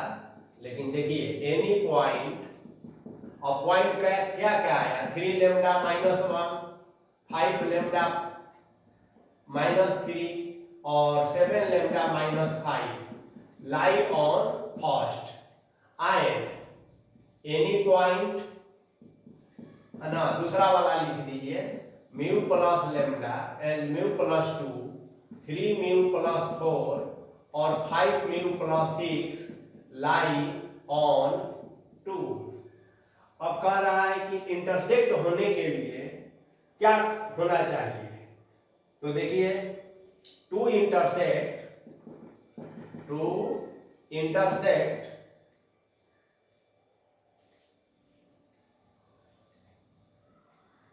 वी मस्ट हैव, क्या, जब दोनों लाइन एक दूसरे का इंटरसेक्ट करेगा ना, तो उसके लिए यह जरूरी है कि इसका एक पॉइंट का पहला कोऑर्डिनेट दूसरे के दूसरे पहले कोऑर्डिनेट से बराबर हो, यानी कि 3 lambda -1 is equal to lambda plus 2, इसको नंबर 3 मान लीजिए। दूसरा वाला 5 लेम्डा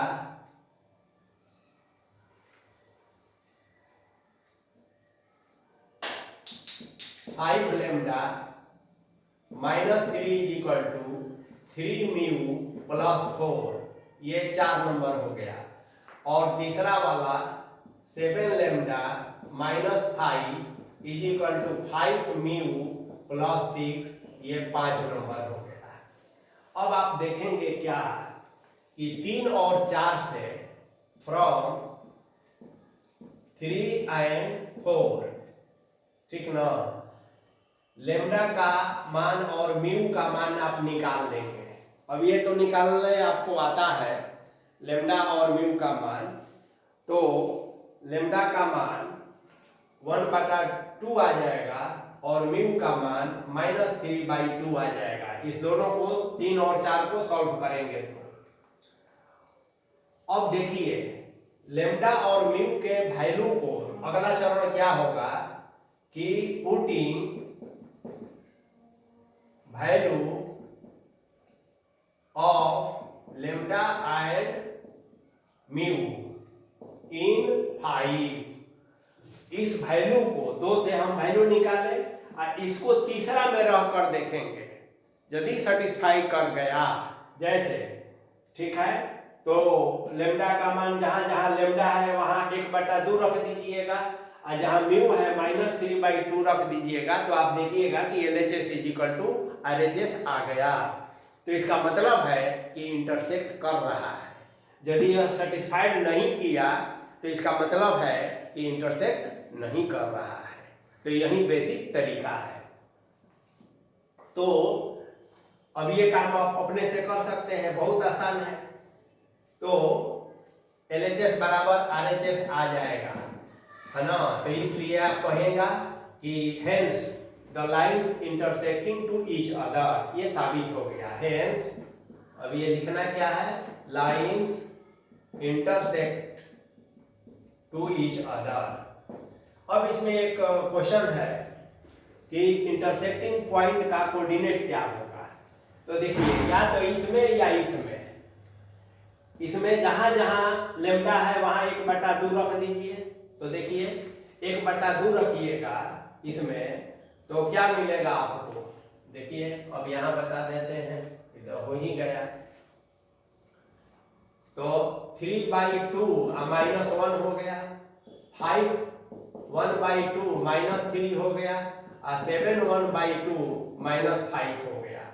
तो ये तो मिला 1/2 और इच हो गया 5 और 6, तो -1/2 और ये हो जाएगा 10, तो -3/2।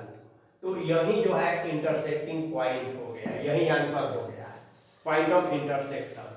या म्यू का वैल्यू जो -3/2 आया है उसको इसमें रख दीजिए तो भी यही पॉइंट ऑफ इंटरसेक्शन मिलेगा। तो इस तरह से ये क्वेश्चन आप करेंगे। चलिए अब आगे हम लोग फिर नेक्स्ट क्वेश्चन के लिए आगे बढ़ते हैं।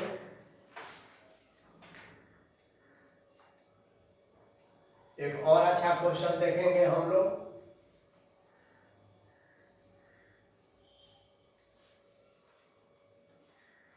ये इंटरसेक्टिंग वाला पूछता है।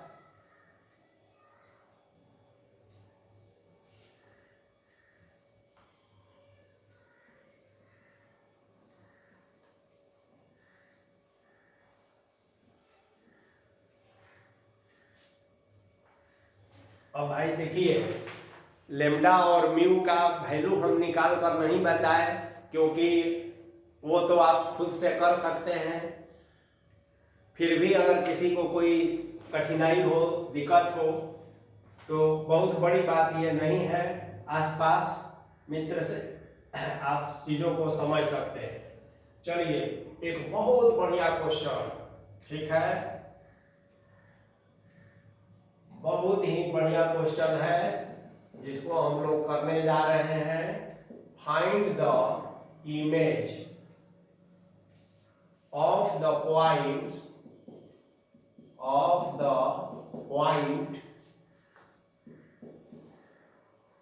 2 -1 5 in the line x -11/10 y +2/-4 z plus 8/-11 और also find equation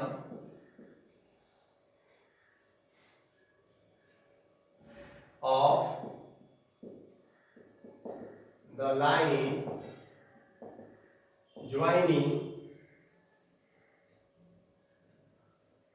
point and its image.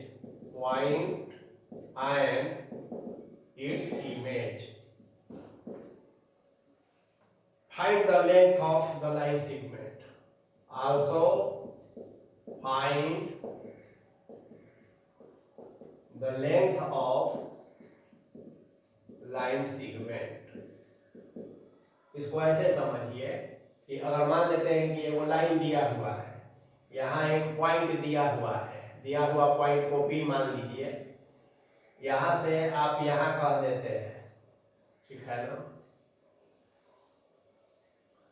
और इमेज इसका तो आप जानबे करते हैं कि इधर बनेगा, तो इसके इमेज को आप मान लीजिए कुछ S मान लीजिए या P डैश मान लीजिए, P डैश इसका इमेज है। अब यहाँ पर एक इसका लाइन से जहाँ ये मिल रहा है, इसको आप मान लिया जाए Q, ठीक है। तो क्वेश्चन क्या है कि लाइन दिया हुआ है और एक पॉइंट दिया हुआ है, आप पॉइंट से इसको मिला दिए, तो आपको मूल क्वेश्चन क्या है, find the image of the points. और पॉइंट दिया है कितना, 2 -1 और 5 ये दिया हुआ है। इक्वेशन ऑफ लाइन तो दिया ही हुआ है, ये लाइन है। तो हमने P से Q को मिला दिया और यहाँ तक P डैश हो गया, मान लीजिए ये लाइन मिरर का काम कर रहा है। तो मूल क्वेश्चन तो यही है कि इसका इमेज निकालना है। जब इमेज निकल गया तो आपको क्या करना है कि P और Q, ठीक है, P और इमेज मैंने P डैश का इक्वेशन निकालना है और साथ ही इसका लेंथ भी निकालना है। तो आइए देखा जाए।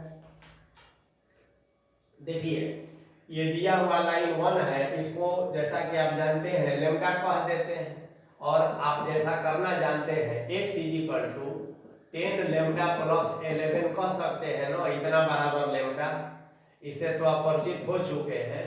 -4 लेम्डा -2 हो गया और z बराबर -11 लेम्डा -8 हो गया। तो x y z का वैल्यू आपका निकल गया।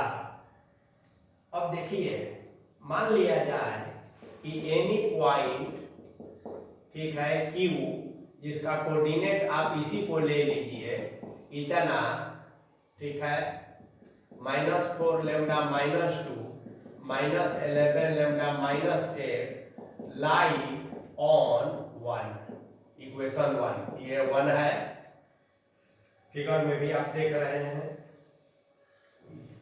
और P जो दिया हुआ है, गिवन पॉइंट P, और इसका कोऑर्डिनेट दिया हुआ है कितना, बोलिए, तो दिया है 2 -1 और 5। तो आप बताइए कि इसका कोऑर्डिनेट मालूम हो गया, ये जो आप लिखे हैं लेम्डा में IPQ हो गया। तो दो पॉइंट का कोऑर्डिनेट जब मालूम है तो ये जो एक लाइन PQ बन रही है, तो इसका डायरेक्शन को साइन आप नहीं लिख सकते हैं, और डायरेक्शन रेशियो तो और आसानी से लिख सकते हैं। तो हमें यहाँ कोसाइन से नहीं मतलब है, डायरेक्शन रेशियो ही लिख लिया जाए। तो देखिए D ratios, direction ratios of PQ, तो आप तो जानबे करते हैं कि x2 - x1 हो जाता है। तो ये है यहाँ पर देखिए 10 लेम्डा प्लस 11 अब -2 कह दीजिए, फिर -4 लेम्डा -2 अब माइनस +1 कह दीजिए, यहाँ -1 था, और उसके बाद -11 लेम्डा -8 अब -5 कह दीजिए। तो ये आ गया PQ का डायरेक्शन रेशियो। थोड़ा सा और सिंप्लीफाई कर लीजिए, दैट इज देखिए 10 lambda plus 9 minus 4 lambda minus 1 और माइनस 11 लेमडा और माइनस 13। डायरेक्शन रेशियो हो गया किसका? पी क्यू का। अब देखिए ये जो लाइन है, line 1 perpendicular to P Q. P Q और इस लाइन में क्या रिलेशन है? तो दोनों एक दूसरे के परपेंडिकुलर हैं। तो अब आप जानते हैं कि जब दो लाइन एक दूसरे के परपेंडिकुलर होंगे तो दोनों के डायरेक्शन कोसाइन के प्रोडक्ट का सम 0 होता है। याद है ना? टू लाइंस परपेंडिकुलर कब होते हैं? अतः जब a1 a2 plus b1 b2 plus c1 c2 is equal to 0 होता है। अब देखिए इसका एक है ना, दिए हुए लाइन का यहाँ पर साफ साफ लिखा हुआ है, तो आप किसी को a1 a2 मानिए, कोई फर्क नहीं पड़ेगा। तो कहने का मतलब है कि सो है ना, सो का रिजल्ट होगा।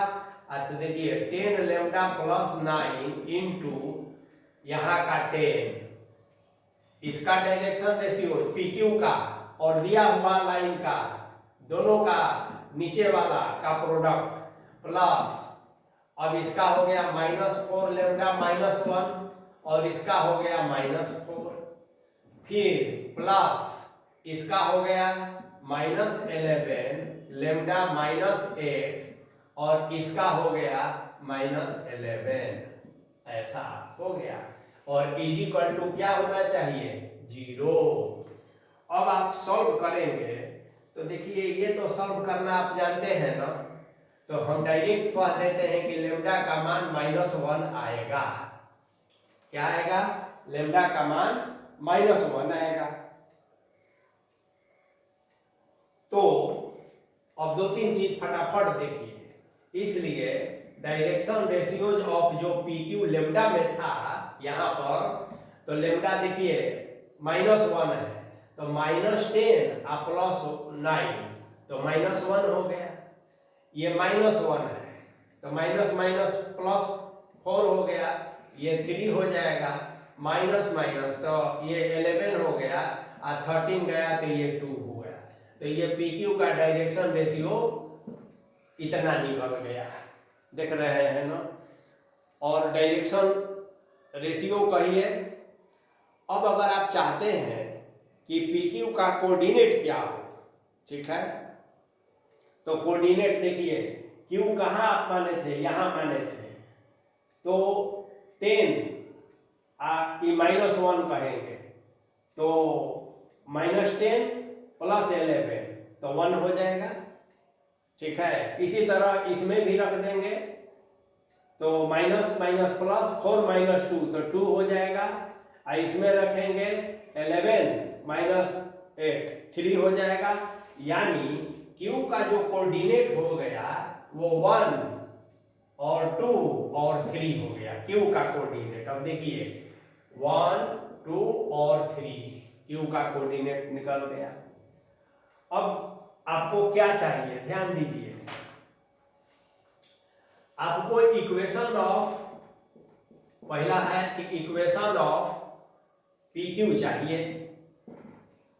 तो पॉइंट दिया है और इसका डायरेक्शन रेशियो ये दिया है, तो सीधे आप लिख दीजिए x -2 y -1 बराबर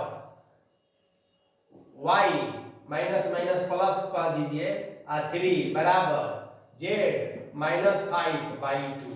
कहा है कि पी क्यू एक ऐसा लाइन है जिसका डायरेक्शन रेशियो ये आया है -1 3 और 2, और p का कोऑर्डिनेट इतना दिया है, तो जो स्टैंडर्ड फॉर्म है स्ट्रेट लाइन का, उसके आधार पर हम इक्वेशन ऑफ पी क्यू लिख दिए। तो दूसरा वाला जो इसमें क्वेश्चन है ये आपका आ चुका है, find the equation of the line joining the point and its image. तो इमेज, अब आप कहेंगे कि इमेज तो यहाँ है, अब ये कैसे लिख दिया गया? तो देखिए जो इक्वेशन P से P डैश का है वही इक्वेशन P से Q का है, वो एक ही लाइन है, इसलिए ये आपका आंसर हो चुका है। अब आइए बात आती है कि पी डैश का कोऑर्डिनेट कैसे निकालेंगे। तो अब देखिए, आप जानते हैं ना कि पी क्यू और बराबर क्यू पी डैश हो जाएगा। कहाँ है कि इमेज उतना ही दूर बनता है जितना दूर की ये पॉइंट दिया हुआ है, यानी कि ये और ये इक्वल हो जाएगा, यानी क्यू जो है मिडिल पॉइंट हो जाएगा, क्यू बी मिड पॉइंट है ना, क्यू क्या हो जाएगा, मिड पॉइंट हो जाएगा। अब देखिए, अब इस मिड पॉइंट के होने से क्या हुआ, सो देख लीजिए, अब बहुत आसानी से निकल जाएगा। ये थोड़ा लंबा क्वेश्चन है, बड़ा क्वेश्चन है, ज्यादा मार्क्स का पूछा जाता है। तो देखिए, मान लिया जाए कि इसका अल्फा बीटा और गामा है, तो आप एक लिख लेंगे, let coordinate of P dash be alpha beta and gamma. तो अब आप देखिए, तो मिड पॉइंट का क्या होता है, तो होता है ना कि alpha plus 2/2 is equal to 1, beta -1/2 is equal to 2 और gamma plus 5/2 is equal to 3 हो गया। अब इसलिए अल्फा इज इक्वल टू, तो 2 - 2, बीटा इज इक्वल टू 4 + 1 और गामा इज इक्वल टू 6 - 5, यानी alpha is equal to 0, beta is equal to 5 और gamma is equal to 1। इसलिए पी डैश का कोऑर्डिनेट हो गया 0, 5 और 1, यही आंसर हो गया। तो इस तरह से आप देख रहे हैं कि इमेज पॉइंट का इमेज भी निकल गया। चलिए, तो ये क्वेश्चन हो गया। अब बात है, एक टॉपिक और है बचा जो बहुत आसान है, और उसमें एक प्रॉब्लम से ही हम लोग पूरा उसका कंसेप्ट जो है समझ जाएंगे, और वो है शॉर्टेस्ट डिस्टेंस बिटवीन लाइंस। इसके बारे में देखेंगे, तो इसको भी अब करिए लिया जाए, ताकि पूरा 3 डायमेंशनल जो ज्योमेट्री है वो आपका कंप्लीट हो जाए।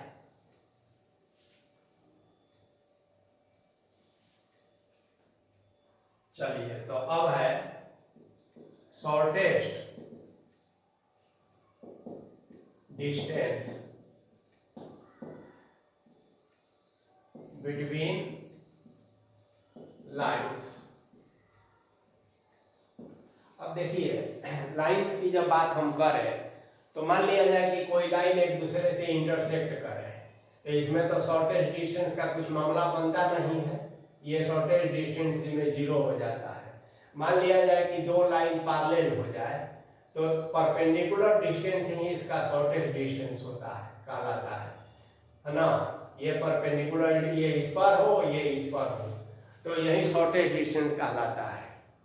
लेकिन तब क्या हो कि न तो ये इंटरसेक्ट करे और न ही ये जो है पैरेलल हो, तो उस दिशा में अस्क्यू लाइन उसको कहा जाता है। जैसे मान लेते हैं कि एक ऐसा हो, मान लेते हैं कि एक ऐसा हो, तो ये एक्चुअल में एक प्लेन में नहीं रहने वाली लाइन, कोई एक प्लेन में एक लाइन है, दूसरे प्लेन में एक लाइन है, और उसके बारे में आपको पता करना है कि दोनों के बीच की जो कम से कम दूरी है, शॉर्टेस्ट डिस्टेंस है, वो क्या है।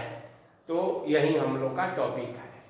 तो यहाँ मुख्य रूप से शॉर्टेस्ट डिस्टेंस की बात जब हो रही है, तो अस्क्यू लाइंस की बात हम लोग कर रहे हैं। क्या है कि इंटरसेक्टिंग के लिए और पैरेलल के लिए तो कोई प्रॉब्लम नहीं है, शॉर्टेस्ट के लिए कैसे हम उसको निकालते हैं, यही हम लोग को देखना है। देखिए, या तो 2 तरीका है, या तो ये इसका थ्योरेटिकल कॉन्सेप्ट भी आप समझिए कि कैसे निकाला गया है,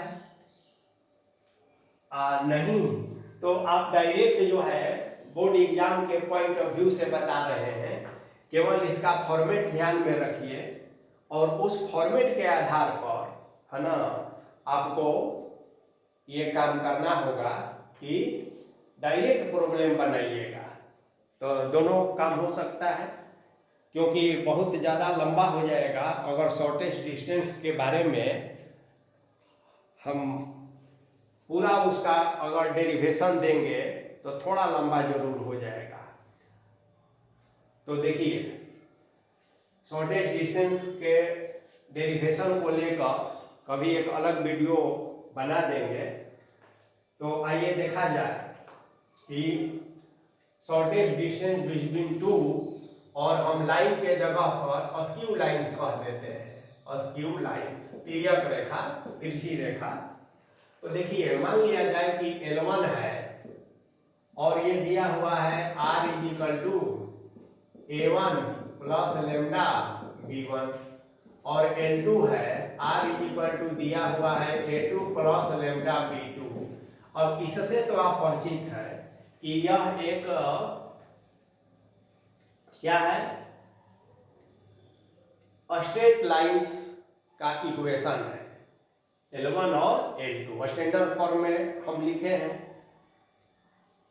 अब देखिए, शॉर्टेस्ट डिस्टेंस इस दोनों के बीच मान लीजिए कि अगर D है, तो एक तो है कि डायरेक्ट आप फार्मूला लिख लीजिए कि D क्या होता है। तो देखिए, डायरेक्ट फार्मूला है D का कि B1 क्रॉस B2, क्रॉस यहाँ वेक्टर प्रोडक्ट से मतलब है ना। अब आप ध्यान दीजिए, B1 यहाँ है, B2 यहाँ है, तो इसका हम क्रॉस प्रोडक्ट कर दिए, यहाँ डॉट कर दिए, A2 में से A1 को घटा दीजिए, A2 माइनस A1, इसका काम हो गया। अब बटा में ये जो आप किए हैं ना, तो याद रखिए, जो क्रॉस प्रोडक्ट का फॉर्मूला होता था उसमें आप ये काम करते थे, ऐसे ऐसे कर दिए, और उसके बाद चूंकि डिस्टेंस नेगेटिव नहीं होता है तो इसलिए इसको एक मॉडुलस में डाल दिए, बस हो गया। ये डिस्टेंस पर बिटवीन टू अस्क्यू लाइंस के बीच का ये फार्मूला है।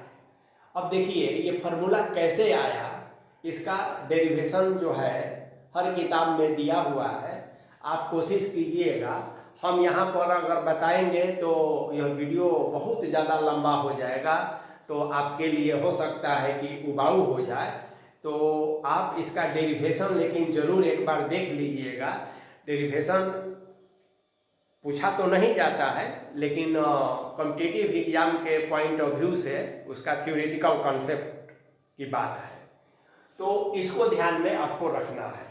अब देखिए, एक प्रॉब्लम लेते हैं, प्रॉब्लम से यह बहुत आसानी से आपको समझ में बात आएगी। देखिए कि हाँ, एक बात और देखिए, इसका कार्टेशियन जो होता है उसके लिए भी फार्मूला होता है, लेकिन हम आपको राय देंगे कि कार्टेशियन इक्वेशन अगर दिया हुआ हो और उसके बीच अगर डिस्टेंस, शॉर्टेस्ट डिस्टेंस निकालना हो, तो आप कार्टेशियन को वेक्टर में बदल दीजिए, और वेक्टर वाला आसान होता है इसको कैलकुलेट करना। कार्टेशियन वाला में आपको कैलकुलेशन बहुत लंबा करना पड़ता है, तो वैसे हम कार्टेशियन का भी लिख देते हैं क्योंकि आपको क्लियर हो जाए। देखिए, L1 और L2 हम लिख देते हैं। L1 अब आप जानते हैं कि ऐसे होता है, x minus x1 by A1, y minus y1 by B1, z minus z1 by C1, और L2 ले लेते हैं x minus x2 by A2, y minus y2 by B2, z minus z2 by C2। तो इसका shortage distance, तो देखिए ये determinant कर लेते हैं हम ऐसे, और डिटर्मिनेंट में बस ऊपर में कह देते हैं x2 minus x1, y2 minus y1, z2 minus z1, और यहाँ कह देते हैं a1 b1 c1, a2 b2 c2। इसके लिए कार्टेशियन का डिस्टेंस फार्मूला है d इज इक्वल टू, ठीक है। इतना तक तो चलिए ठीक है, कोई बात नहीं है, लेकिन इसके बाद इसमें भाग करना पड़ता है, और भाग बड़ा जबरदस्त करना पड़ता है, और वो भाग करना पड़ेगा कि b1 c2 minus b2 c1 का whole square, c1 a2 plus c2 a1 sorry minus का whole square plus a1 b2 minus b2 a1 का होल स्क्वायर, और इसका पूरा मॉडुलस हो गया। तो देखिए अब इसका फॉर्मूला थोड़ा लंबा है, a1 b1 c1 ये सब a2 b2 c2 का तो मान मालूम है, इसको आप करेंगे रूट निकालेंगे, ई डिटर्मिनेंट को सिंप्लीफाई कर लेंगे तो बस शॉर्टेज डिस्टेंस निकल जाएगा। और यदि वेक्टर फॉर्म में रहे तो ये फार्मूला का यूज करेंगे। अब मैं बता रहा हूँ कि यदि इस फॉर्मेट में भी आपको इक्वेशन दिया हो और शॉर्टेज डिस्टेंस निकालना हो, ज़्यादा कैलकुलेशन से आप बचना चाहते हैं, तो इस दोनों को आप वेक्टोरियल फॉर्म में बदल दीजिए। आपको तो बदलने आता ही है, वेक्टोरियल को कार्टेशियन में, कार्टेशियन को वेक्टोरियल में 1 मिनट में बदला जा सकता है। तो ये वाला भी इसी में बदल गया, इसके बाद इसी फार्मूला से आप शॉर्टेज डिस्टेंस निकाल सकते हैं। तो आइए अब हम लोग क्वेश्चन देखते हैं।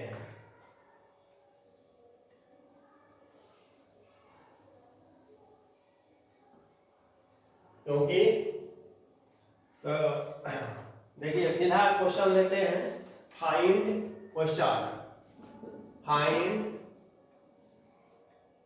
इसको भी अच्छा ठीक है, find the shortest distance between.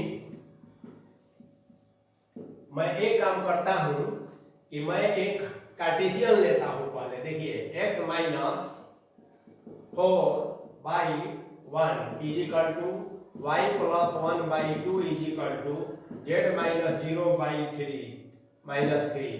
दूसरा लेता हूं x माइनस 1/2 y प्लस 1/4 और z माइनस 2/-5।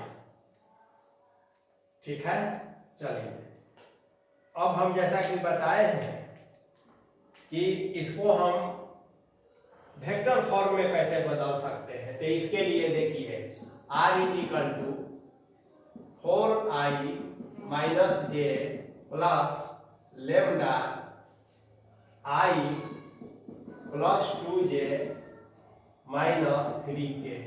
अब देखिए ये दोनों एक ही चीज है। अब आप देखेंगे कि पहले हम पहला वेक्टर लिखे हैं a के जगह पर a1, तो ऊपर वाला पॉइंट पर ध्यान देंगे आप, -4 तो है ना, तो 4i कह दिए, प्लस है तो माइनस होना चाहिए स्टैंडर्ड फॉर्म में, तो -j कह देना चाहिए, और यहाँ 0 है तो 0k, तो k खत्म हो गया। अब लेमडा के साथ जो b1 है तो ये नीचे वाला 1 2 3 -3 b1 हो जाता है। तो देखिए i plus 2j minus 3k। तो यदि ऐसा दिया भी है तो हम ऐसा बदल दिए।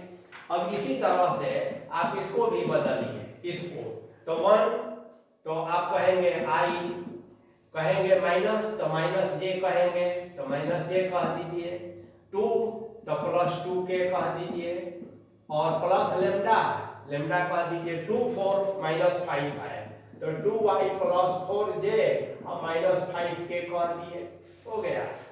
अब हम आपसे ये क्वेश्चन नहीं पूछकर यही क्वेश्चन पूछ रहे हैं कि find the shortest distance between this and this, हो गया काम। तो आपको कार्टेशियन भी दिया रहे तो उससे आप वेक्टर में बदल सकते हैं, और वेक्टर में दिया रहे तब तो कोई बातें नहीं है। अब आप फार्मूला देखिए, आपको क्या क्या चाहिए। तो आपको चाहिए सबसे पहले b1 और b2 का क्रॉस प्रोडक्ट। आप जानते हैं, कंपेयर कीजिए, ये b1 हुआ ये A1 हुआ, समझ गए कि नहीं? ये A2 हुआ और ये B2 हुआ। तो आप कहेंगे B1 cross B2, B1 cross B2, ठीक है ना? ऐसे तो आप तजर्बे करते हैं I J और K। B1 का है 1 2 -3, ये है 2 4 और -5। अब डिटर्मिनेंट को सॉल्व करना तो आप जानबे न करते हैं, तो ये जब सॉल्व करेंगे ना तो डायरेक्ट हम यूज कर लेते हैं कि समय आपका बचेगा 2y - j हो जाएगा, माने वेक्टर का वेक्टर है मैंने हो जाएगा। अब लगे हाथ आपको A2 - A1 भी चाहिए, तो देखिए ये A2 है ये A1 है, तो सब्ट्रैक्शन तो आपको आता ही है। तो क्या करना है, देखिए A2 तो I 1 में से 4 गया तो -3 बचा, तो सीधा हम लिख देते हैं -3i + 2k। तो E भी निकल गया और E भी निकल गया, ठीक है। अब साथे साथे आपको मॉडुलस ऑफ B1 चाहिए, तो मॉडुलस ऑफ B1 भी निकाल लीजिए भाई। देखिए ये B1 है तो 1 स्क्वायर + 2 स्क्वायर + -3 स्क्वायर, ये क्या बताना है, इसमें तो आप एक्सपर्टे हो गए हैं। उसी तरह से मॉडुलस ऑफ B भी निकाल लीजिए, B2 का मॉडुलस ऑफ B2, तो ये 2 स्क्वायर + 4 स्क्वायर प्लस -5 का स्क्वायर, तो ये दोनों आपका निकल गया, मॉडुलस ऑफ A और मॉडुलस ऑफ B। अब एक ही काम आपको करना है, और वो काम क्या है कि इसका और इसका डॉट प्रोडक्ट करना है। तो देखिए अब हम यहाँ मिटाते हैं।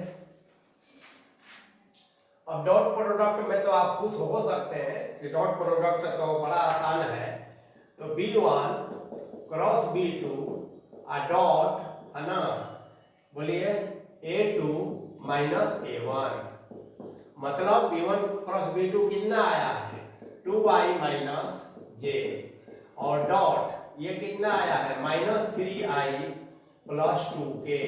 अब डॉट का मतलब तो आप जानबे न करते हैं, i के साथ -6 और बाकी 0 फिर 0 फिर 0, यानी कि -6 हो गया। तो अब सारा इंफॉर्मेशन आपके पास है और अब आप इसको निकाल सकते हैं, तो निकाल लीजिए।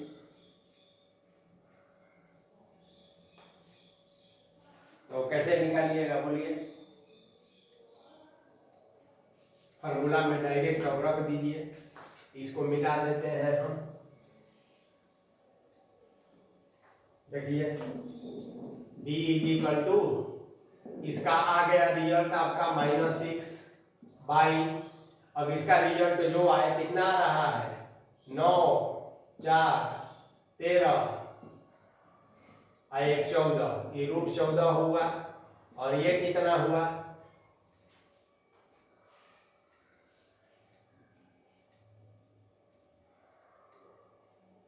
हाँ, एक चीज इसमें ध्यान आपको रखना है कि एक हम लोग थोड़ा सा मिस्टेक किए हैं, ये modulus of B1 into modulus of B2 नहीं होता है, ठीक है ना,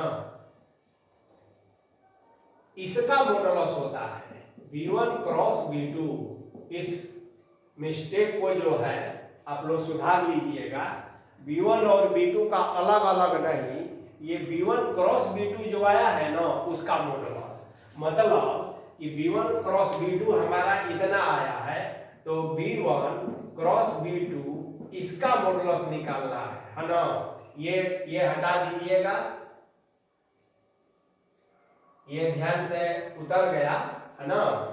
तो फार्मूला में ये क्रॉस प्रोडक्ट है, इसका मॉडुलस, चूंकि यूनिट वेक्टर हमको चाहिए कि ये मैग्नीट्यूड हो गया और एक यूनिट वेक्टर हो गया, तो यूनिट वेक्टर आप जानते हैं ना B1 cross B2 n cap, अब बटा में B1 क्रॉस B2 इसका होता है, अलग अलग नहीं होता है, इसीलिए यहाँ पर ये होना चाहिए। और इसका मॉडुलस कितना आ गया बोलिए, तो ये 2 स्क्वायर प्लस -1 का स्क्वायर, यानी कि √5। तो ये हो गया √5। अब इसलिए d बराबर 6/में √5। यही आपका आंसर हो गया। तो इस तरह से जब दो वेक्टर फॉर्म में इक्वेशन दिया हुआ हो तो इसका फॉर्मूला आप ऐसे डायरेक्ट निकाल सकते हैं।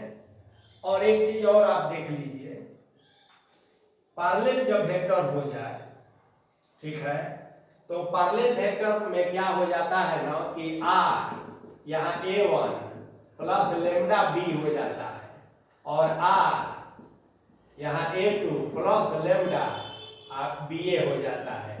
ये b1 b2 जो अलग अलग होता है ना, ये नहीं होकर वो इक्वल हो जाता है। और तब जो है इस केस में, पैरेलल के केस में d का जो फॉर्मूला ऐसे बन जाता है कि b,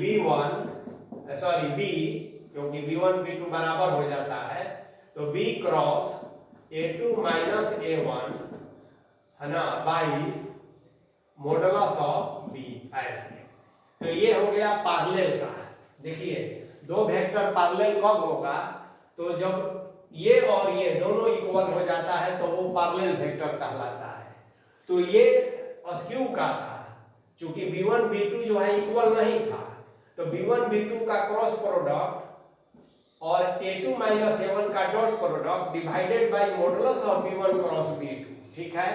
और वही जब पैरेलल हो जाए तो केवल b यहाँ है, तो b का a2 माइनस a1 के साथ क्रॉस प्रोडक्ट करेंगे, डॉट प्रोडक्ट नहीं, और divided by modulus of b, बाकी सेम प्रोसेस रहेगा। तो ये हो गया शॉर्टेस्ट डिस्टेंस से रिलेटेड क्वेश्चन। अब आप इसका प्रैक्टिस करें तो इसी तरह के क्वेश्चंस जो है बोर्ड में पूछे जाते हैं और थियोरेटिकल कंसेप्ट भी काफ़ी आपका अच्छा हो जाएगा। तो फिर हम लोग मिलते हैं किसी नए टॉपिक के साथ। इसी तरह से अगर कोई टॉपिक आपको चाहिए तो उस टॉपिक को आप सजेस्ट कर सकते हैं। पहले उसका वीडियो मैं बनाकर अपलोड करूंगा ताकि आपको अधिक से अधिक लाभ मिल सके।